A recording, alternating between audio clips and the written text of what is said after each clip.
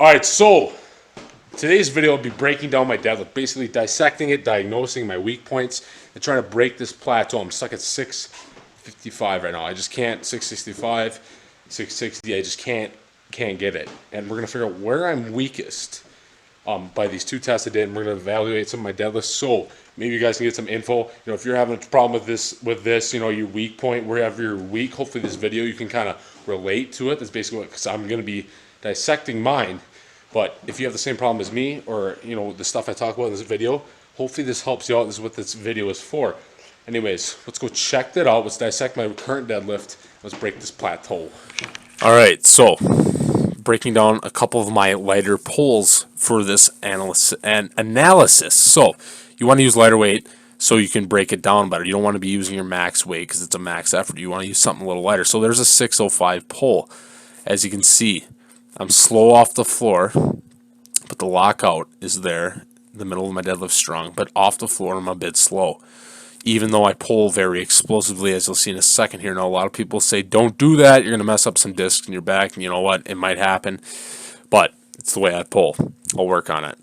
And pulling the slack of the bar and things like that too. But anyways, when you watch these clips here in slow motion with this 585, light pull, the weight comes up, I'm explosive, but it comes back down.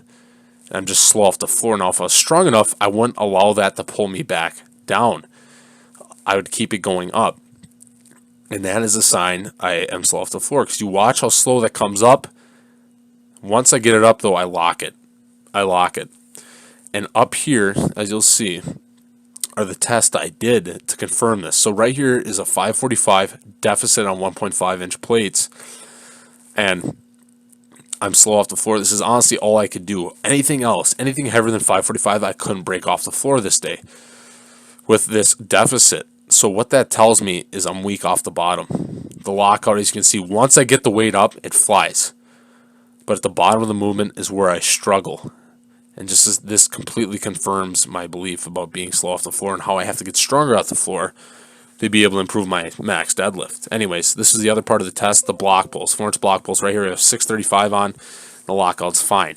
See, it's hard to generate a lot of force doing block pulls, especially in the sumo deadlift position, because you basically you can't generate the same power. But as you can see, I lock this out with fairly easily, you know, once I finally get it up. And the lockout isn't a problem for me. I've always been able to lock the stuff out, especially if I get it up fast. So this week I'm going to up that to 655, and I'm going to keep trying to up my deficit deadlift. So that is the plan for the next 3 weeks. I confirm I'm slow off the floor.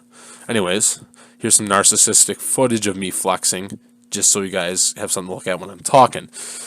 Anyways, off the floor is where I'm slow. So that means train the deficit deadlift for the next 3 weeks. I'm going to be doing speed work, max effort work. So basically maxing, trying to hit a new PR every single week, improve that, along with the speed work, all utilizing that deficit.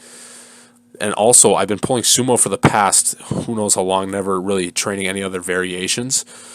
And you know, it's good to give your body a break. Showed a new movement pattern. That 1.5 inches really does change the angle and the leverages of things.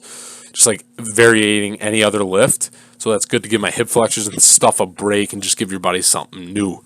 But anyways, fellas, that's the plan. Hopefully you like this narcissistic footage and this breakdown. You can apply it to yourself. So you see me talk about my deadlift. Where I'm weak at right now mostly is the bottom, is the lockout. It doesn't mean I'm not going to do those rack pulls like I was saying.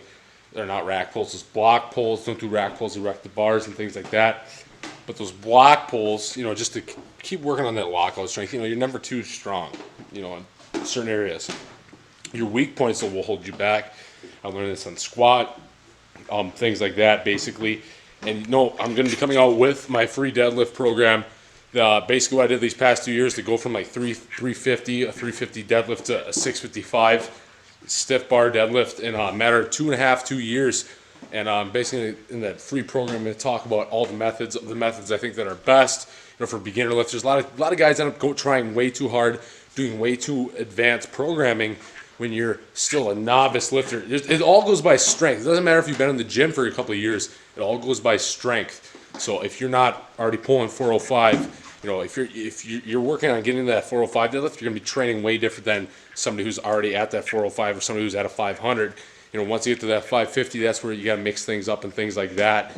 And then once you get to the point I'm at, like 655, that's when it really gets tricky. And you're gonna, you know, I can't really coach that. If you're at like a 600, I can give you some tips, you know, but at that point, it's hard to coach unless you're doing personalized coaching.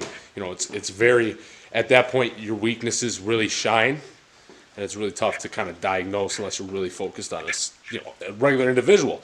Anyways, hopefully you can take something from that video no matter where you are. But anyways, that program's coming out soon. Link will be down in the description of my other videos. So if you like that, like this video, subscribe for more. You got vlogs, fitness, basically anything that revolves around getting jacked, being athletic, being strong as possibly could be, even getting lean on this channel. This is what it's about. So if you like that, subscribe. Thanks for watching. See you next video.